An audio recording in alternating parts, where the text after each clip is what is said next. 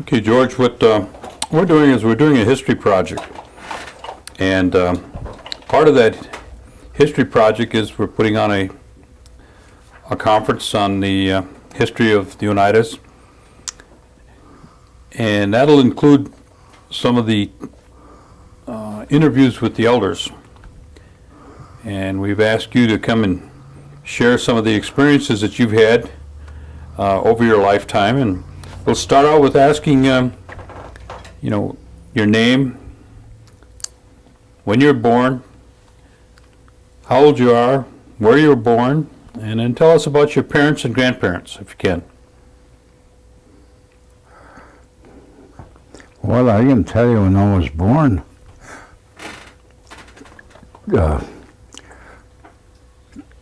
10th month, 14th day of the year 15. What else here? Well, were you born here on the reservation? Brown County, town of Hobart. I went fishing when I was halfway up the line with McLesters. What about your parents and your grandparents? Can you tell us who they are? Not much. My dad's side, they died before I was around. What was your dad's name? What was your father's name? I don't remember. Go up down the graveyard and look on a board. Your mother? Same thing. But I think she was 77 when she died. My dad was 42. But I don't know where he was born. That's a little too far back. Do you remember where the family home was located? Family home, sure. The right, same, what I told you, town of Hobart, Brown County. What was there quite a few people living around your family home, or? There was nobody. How far did you have to go? Half a mile away. Just one. And that was who? Do you remember who your? Jonas' house. I don't know how old he was or when he was born, but. When you had to go to the store, or how far away did you go to the store? How far was that? Roughly about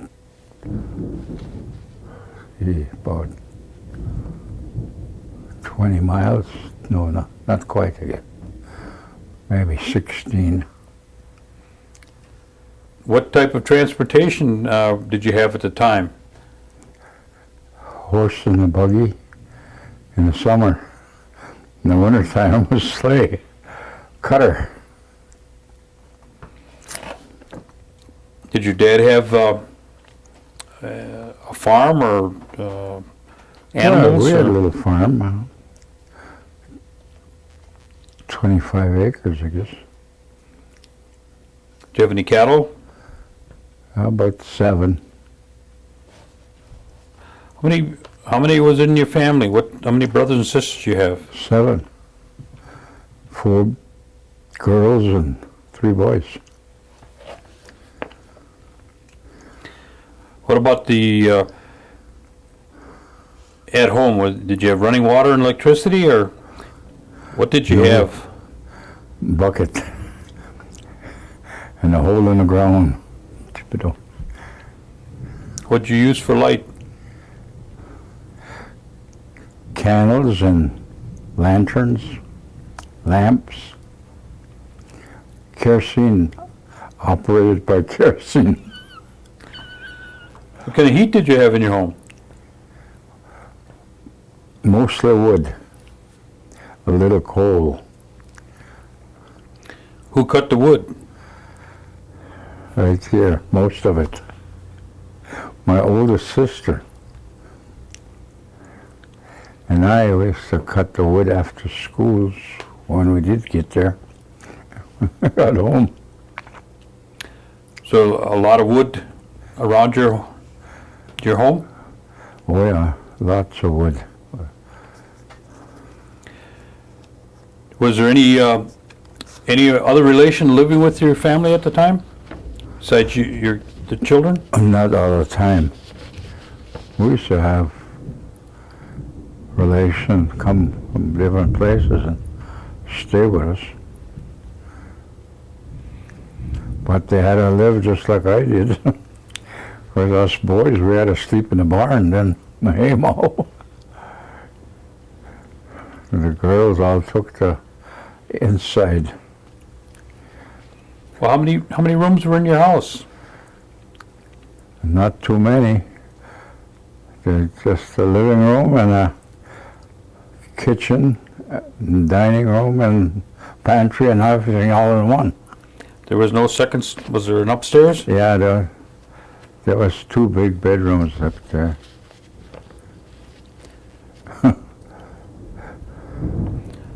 At the time, everybody speak Oneida? Yeah, well, we did. I don't know if everybody did I mean, in your family. in our family, yeah. Did your mother and dad tell any stories to you at when you were young that you can remember? No. Did they talk in about doing any crafts or No. woodworking or? We just worked out. We didn't do no crafts. I ain't done hunting. You did a lot But we of. didn't have much game them days. Used to be a wagon trail. That's. Yeah. You remember that? Do you remember that road there? Where did that go through? Where did it start and then come out? You remember? Right where it is now. It started by that intersection there where a gas light. That's where that one started.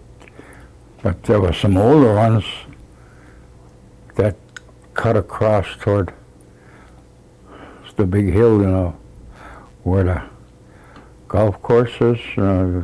That sort of, it used to end up.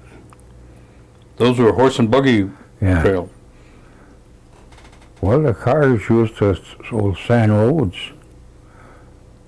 There was telephone line in there once, but it was out of there when we moved, when I knew anything.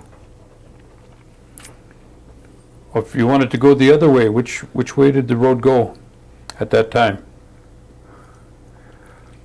Wherever there was a trail. The sand road, we just had to go maybe quarter mile and hit the sand road.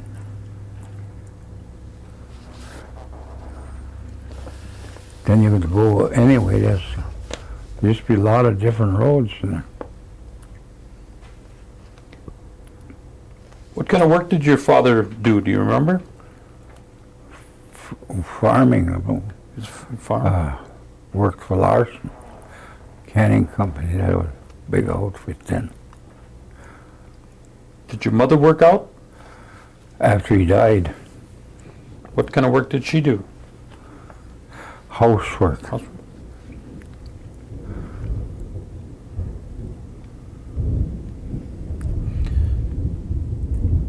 What was your responsibility at home in terms of the chores? I took care of the horses. How many horses do you have? 3. And I helped the girls feeding and that stuff. You talked about having a horse and buggy. Can you remember when the first car came around? I don't think I could remember when the first car came around, but First ever one came to, they had some old, was by Larson's farm. Model Ts.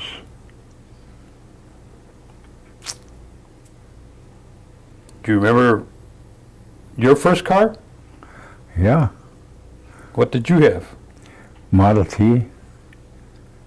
How old were you when you had your first car? I was about 12. How did you come about getting that car? Picked it out of the dump. Put it together.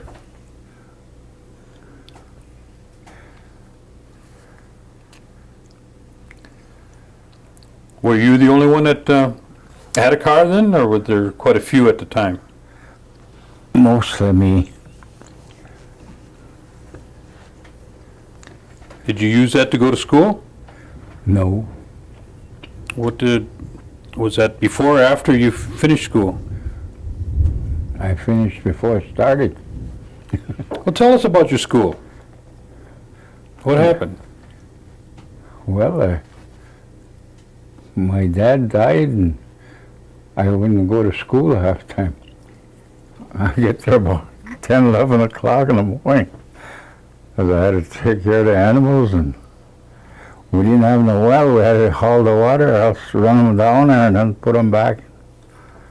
And we had a good spring about a quarter mile away. What do you remember about when you did go to school? What can you tell us? Not much, because I didn't go very long. And half the time of that was shot.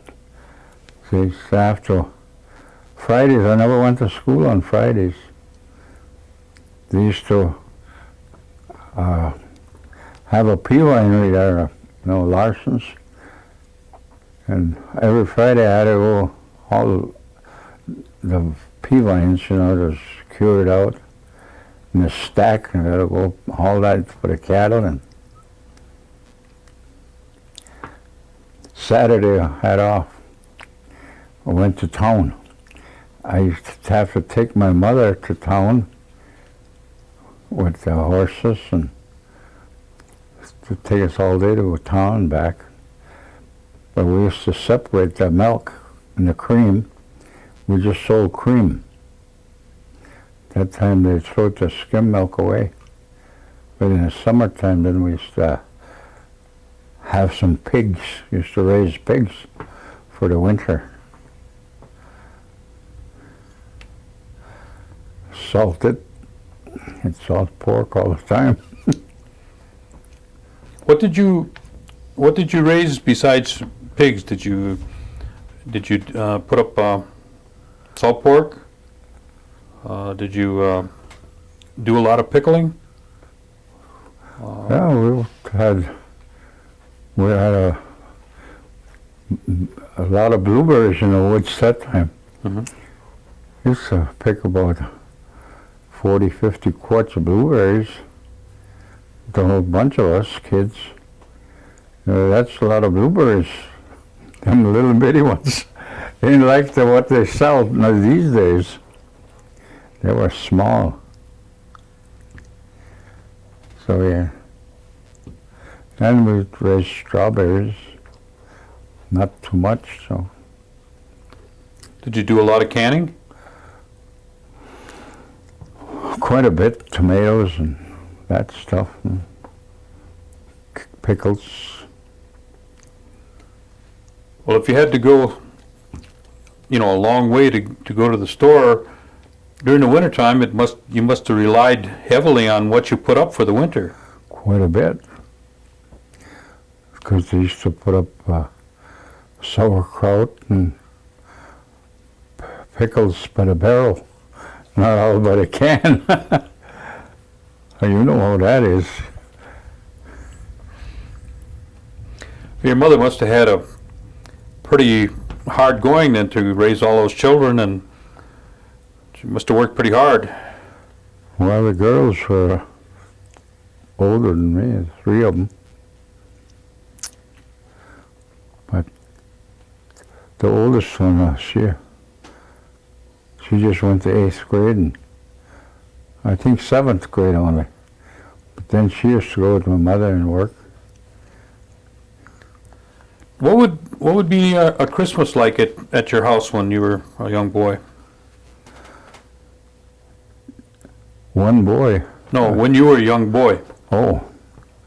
Not like it is today. It was pretty good.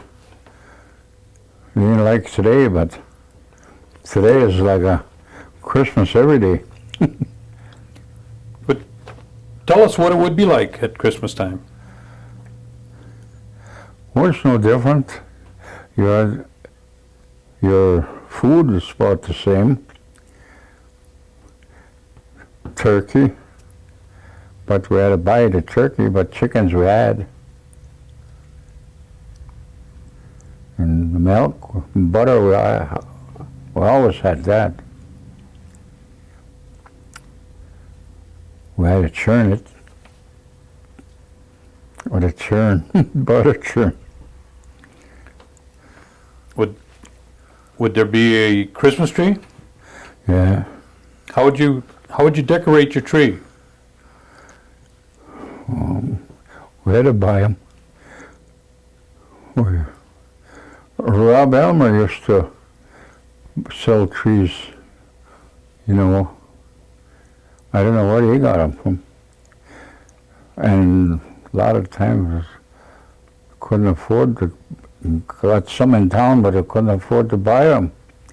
They were pretty high, and we used to go in the woods and cut cedar tree. But it was just as good. Put it up one week and throw it out the next. What would your mother do in terms of presents for the children? I don't know. I could ask my mother that. Oh, but you remember gifts that you would get? Yeah, I remember a lot. I know my oldest sister was quite a bit bigger than me, but she was about 16 or 17, I guess. She got mad at the old lady was going to buy her presents, I guess, or something. She got mad and she says, there ain't no Santa Claus anyway. So she was watching pretty close. And the old lady filled her stocking up. She didn't know, she didn't catch her doing that. But she filled it up and she still didn't know whether she should believe it fully or not, but she had an idea. Well, once she knew, then we all knew. So a Sunday around your house would be like, how would the Sunday go? A normal Sunday in... Well, we always had chicken every Sunday and pie. That's the only 2 days. I mean, the one day, Sunday. Then we used to have some, well, you know Pearl, did you know Pearl Stevens?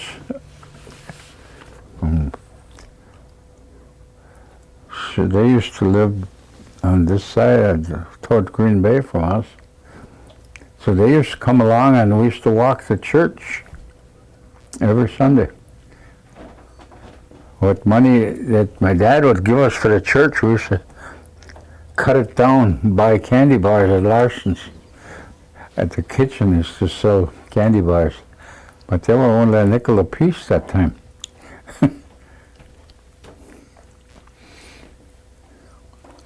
But you mentioned that you didn't go to school too often, too long. No. Did you go then on to work? Yeah, when I was 12 years old, I ran away from home. Where did you go? I went up north, worked in the woods. The first year I didn't make it, but the second year I did. I got by a farmer and he needed help, so I worked for him, but I was only getting $3 a week. but I had money. The first year you didn't make it, I didn't make the woods. what happened? Well, I walked from Oneida to north of Gillett, about 10 miles. I made that in one day. Then I worked for this farmer. It was after New Year's, and I worked around the barn, and then when the sap started running from the maple trees, then we used to make maple syrup. When you So- ran away, where did you sleep? Huh? When you ran away, where did you stay? I stayed with my sister till I went and I moved in with the farmer. Because I couldn't go home, I'd be restricted then. So I didn't go home till, I guess it was in June sometime. But I didn't stay home, and they took me back, and I went right on. I worked at Five Corners on a farm. But then I got $30 a month then. I was rich. Well, you continued to work on the farm until the war, or did you go to work in construction before that? No, I went, yeah, I did. But I worked on a farm till I got married. I guess I was 19 when I got married. And I worked for Bob Vickery. So getting $1.50 a day. They were just clearing that land where the fumatory is. I worked there, and they gave me a team to drive. Some of them old timers, they scared that team. I went to pick up a stone, but like that, and I laid the lines down like that, and then they were watching me, and I went to pick that stone up. They scared the team. Old Teddy Christian, you know him. He was going to grab the lines, and the lines went right through. They had just built a week before that. They built a new barbed wire fence. They ran right along that with a hay rack on. Right along that fence, I could hear them old wires just sing when they knocked the post down, and about 40 rods. They just had to build it all over. He didn't fire me, but they let me go gently. Payday came. I figured that's about it.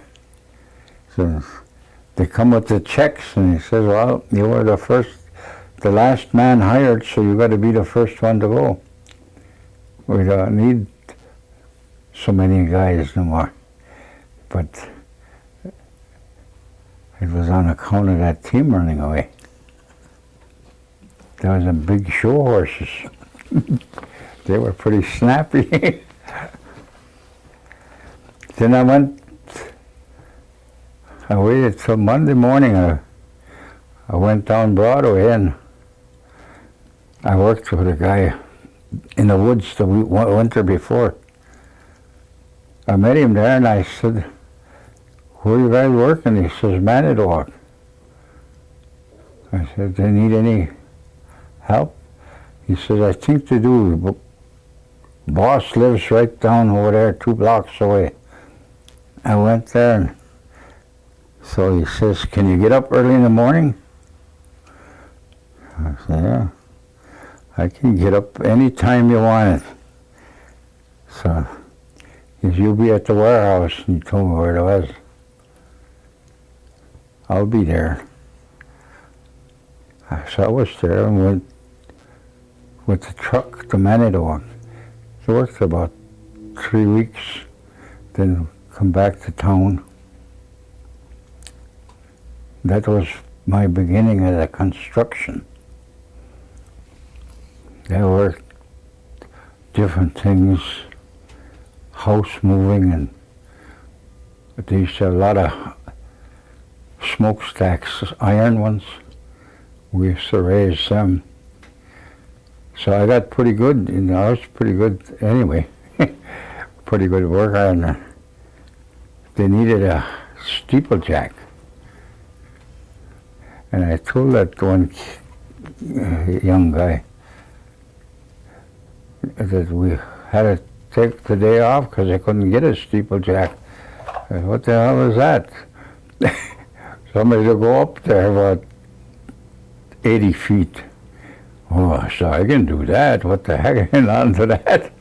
So I had to go put them ropes on the top with a gin pole and I pull up that stack. We're up in Winnicott. Then I went on from there. I worked about 6 years and the old man sold out. And I didn't want to work for that other guy that bought him out. He took most of the guys. I said, no, I'm going to go some other place.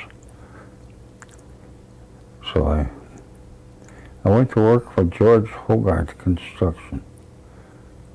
Worked for 3 summers. That time, when fall came, we was laid off for the winter. But then we used to get unemployment, $15 a week till spring. And I got in a fight with young Vanessa.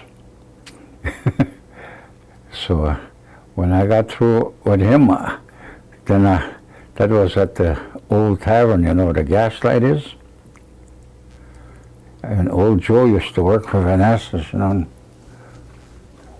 So he ran, and he ran around the bar, and he was coming across there, and I jumped over the bar. But then Joe saved him. And about a year later, then his name was Fritz Vaness. Then he hired me to go work. But I didn't work for him, I worked for his brother, Al. I worked for him about 20 years. Then I went on my own from there. And you started your own business. Did you start your business before or after you went into service? After I came back. After. When did you go into the service? 27, I guess. That's how old you were? Yeah. Can you tell us what story about you going in and where you were and coming home? Geez, that's a big job. I went all over. I never had much education, you know, and it took me down to Milwaukee, and then they sent me back because I couldn't read enough. So a year later, not quite a year later, but then I tried to volunteer, but they wouldn't take me. But then I got thrown in jail for non-support. So I called up what you call it, and then right there I went to service. As soon as I got the answer from the guy, and he says, "Be ready Wednesday morning." This was on Tuesday. Be on the corner there by the courthouse. And I went. The judge got mad at me because he says, Are you guilty or not guilty? I said, I was pretty smart then. My mother gave me the letter. I says, yes, sir. I know just what you said. Well, then he said, sit down. And he was monkeying around. I don't know what. And then he says, you want to change your plea while I sentence you? So I says, I got my sentence already. Here. Holy crap, did he get mad? Used to be that old money hand. Have a cancer on his lip here, yes. And that fell way down. And he said to the cops there, take him back to his cell and lock him up tight, and 5 minutes to 6 in the morning, you bring him out to the bus. So that was all right. I didn't care about that. And next, I guess it was dinner time. Andy Lum was the sheriff.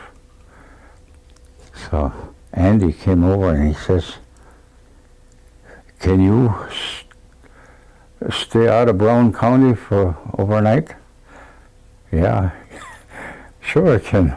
So he took me to Coonan's Tavern. But we didn't stay there. I was going home midnight. Here comes Todd Venahai from work about 12:30, and I says, where are you going? He had an old trap, but no gas hardly. I said, well, I'll get you some gas.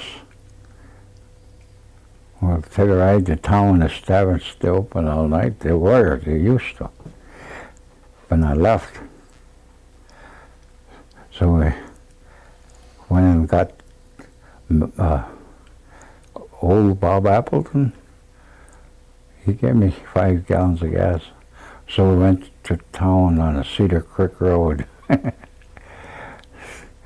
then we was coming home about 3:30. Went around Little Chicago, and I used to go over there next, a little bit further than Daubers. And I seen a little light in there. So I pounded on the door. And the guy hollered out, we're all closed up. But the owner must have been watching by the window.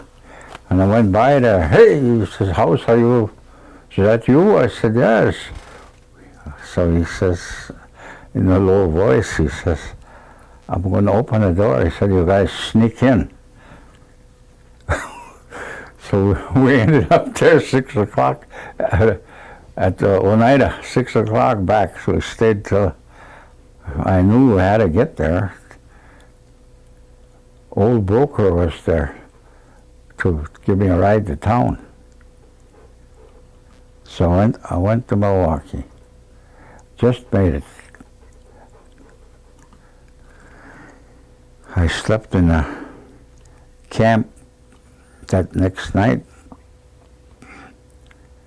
and I never took no back seat, you know, and goddamn sergeant told me, he says, pick up that cigarette butt. I said, I didn't put that damn thing there. I don't even smoke. Yeah, I told him, pick that up. Then just now come to me, God damn it, you gotta. Otherwise, he says, if I can't handle you, I said, I know you can't handle me, but I'll pick it up. So he never said no more. God damn, he was a big guy, he looked like a bulldog. But I wasn't afraid of nothing them days. So I picked it up, and he was good to me after that. I picked it up in the can. And I just had a haircut. And after breakfast, they sent us down to the barber shop to get a haircut. And he said, I just had a haircut. There we go again. Huh? So there I had to get a haircut, but they were only 35 cents anyway. I got along pretty good after I learned the ropes a little bit.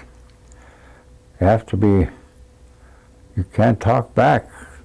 They say they could beat you, you could say, yeah, you can. And you get along good.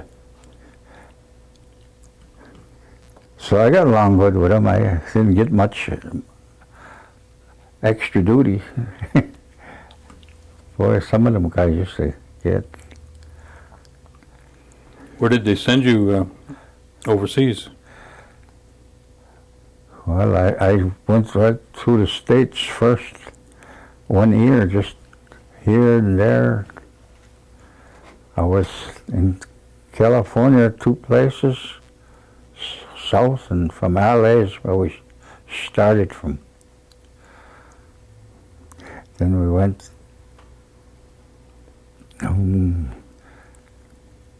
way down southern California, and that was a good place, but they don't keep us there long. This town was more like Green Bay. You could buy a bottle of whiskey, you could buy beer. Or only difference was you could gamble.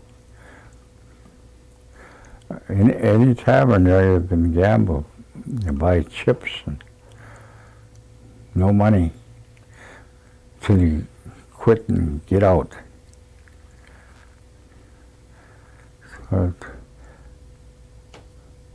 then we hit the cabs come after us right down the camp.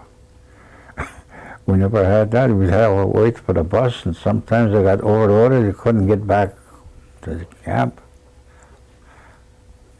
Have to wait an hour or 2. But down there, we had the steady guy, cab driver. I had to work till 9 o'clock every night, me.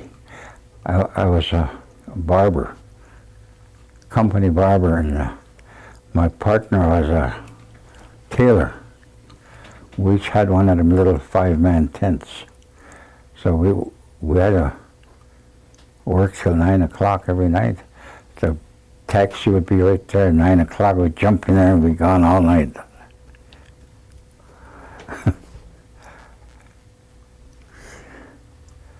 You want to know some more? Whatever you want to tell me. We come back.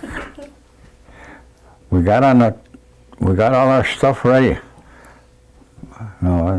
Packed up in the train. We loaded up on the train. Then we sat there about 3 hours. And then the porter came along and he put the bunks down. And then we had to go to bed. But we no more got in bed, and he's out. Told that porter to put up the beds, pulling right out. But they all put them up except me. I was way in the corner.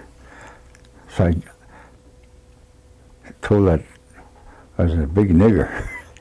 I told him, I said, can you leave this one up a little while? I said, I'm kind of sick. I got to lay down. God damn it, he left it up. And God damn it, about 2 hours after we pulled out, half of the goddamn train must have got on top of me. I was wringing wet. I went to sleep. And I was wringing wet then.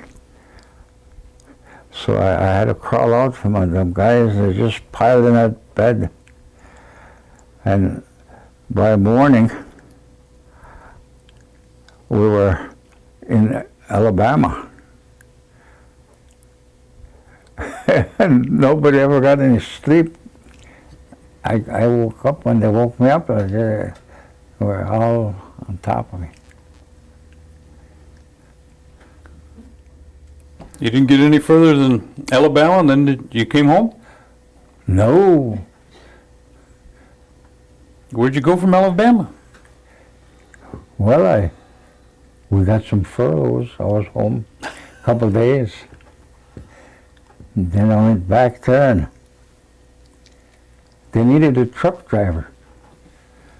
And they couldn't find any. And I didn't have no driver's license. So I says, how about you?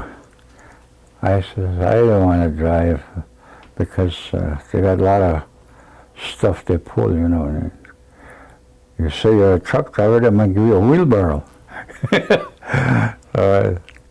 I said, I can drive a truck, but I didn't want to drive a truck. So they came back next morning. They said, they want to see you at the office, at the orderly room, they call them, not the office. But went over there and can you drive a truck? I said, that's all I did. That's about all I used to do. And be ready at 1 o'clock, he says, you know, take a test ride. Only gave me a Jeep. So we went through all over. Wherever they told me, I can go through there, them hills and all. And so I drove all around, took me back. He says, we'll get you a driver's license. Yeah, the blue card they call them. What are you shaking your head? Yes, you never was in the service. You don't know what a blue card is. So that went my summer. I drove Jeep, and every morning I drove the company commander. After breakfast, go get your Class A uniform on. We'd go to town. You had good duty, didn't you? No extra duty. I went to town. I was on wherever I had the Jeep. I didn't have to walk either. I had the Jeep, and then they gave me money to eat if they ain't around. Did you serve all your time stateside, or did you go overseas? No, then I went overseas for 2 years. Which theater did you go into? I shouldn't even be here, Why is that? because when we got done in England, they loaded us on one of them small boats, you know, took us to German side, French side. And when we got there, it was at night, so they didn't want to unload that night. Everything was pretty quiet, but that's where they got run back, you know, at St. Lo in France. So next morning, about 4 or 5 o'clock, they run, the Germans strafed that boat. We were all in there. They all hit the bottom, and I was asleep. That didn't wake me up. I was between them uprights, some derricks or whatever they call them, and I never woke up. Pretty soon I heard the wheels turn, and I had to jump out from under there. Otherwise, it might get caught. And there wasn't a soul on deck. They all hit the hole, you know, and they strafed it twice. Nobody got hurt. And then they opened the gate on the end of the boat and drove us out like cattle, and then run. We run all day. So you spent 2 years over in Europe then? 2 years, yeah. I went right through all them big battles. St. Louis, they run over the Americans there. We took it back, and it took us 27 days before we could move a spot. That was hedgerow country. Mm-hmm. We take a hedgerow one day, next morning the Germans take it back and forth until the 27th day. They didn't come back. Then we chase them up Martin and Oh, you were in the infantry then? yeah. I see. And that wasn't very easy, but they had tanks where the Americans got pushed back. You know? And when you go past them and see them laying there, then you're on the foot, no tank to hide behind. When, But- after the war, you returned, you came back to Oneida? Yeah, I came back to Oneida. Was there a lot of changes from before you left till you returned? Yeah, there was a big change. There was no cars, or you couldn't buy a car for a while. Afterwards, and some of them farmers started letting them go. And that's when you started your construction company? No, I put about 5 years in. I was pushing for finesse. That's what I thought to myself. I thought, I ain't gonna make money for somebody else. Then I went on my own. Then they all told me I was going to lose my ass, but I didn't. Well, how many years would you total up that you were in construction? Oh, 40 years. 40 years. When did you retire, George? 2 years ago. What do you, I retired, I think I was 77. But I still worked. But I took my pension. But then I worked anyway, cash. Till I was what do you spend most, 79. what do you spend most of your time doing now? Fishing? Not much the last year. That in '88, I guess, '89, I did quite a bit of fishing. But this last winter, I couldn't do nothing. Too cold. No one too cold. Just couldn't take that cold weather no more.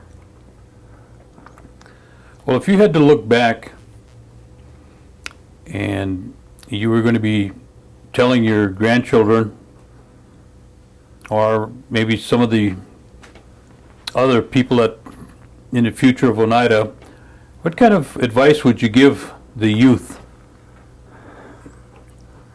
in their coming, you know? I couldn't give them no kind except what I would do if I had to do it over. What would you do if you did it over? Just what I done. I had a lot of fun in my life. Is that the type of advice you'd give to the youth? Well, you gotta do what you like to do. If you don't like it, you don't want to be doing it. And I worked different places. I didn't like it, so I was back to construction. If somebody asked you what it means to be an Oneida, what would you tell them? That's a good question. Well, you can't change it. If you're Oneida, you're Oneida, that's all. Just make the best of it. Eh? I didn't have no education. I made a hell of a lot more than some of the college boys, even in service. I was a staff sergeant, and some guys still privates.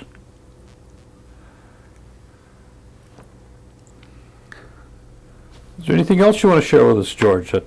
Any questions that I didn't ask that you wanted to just give us some insight?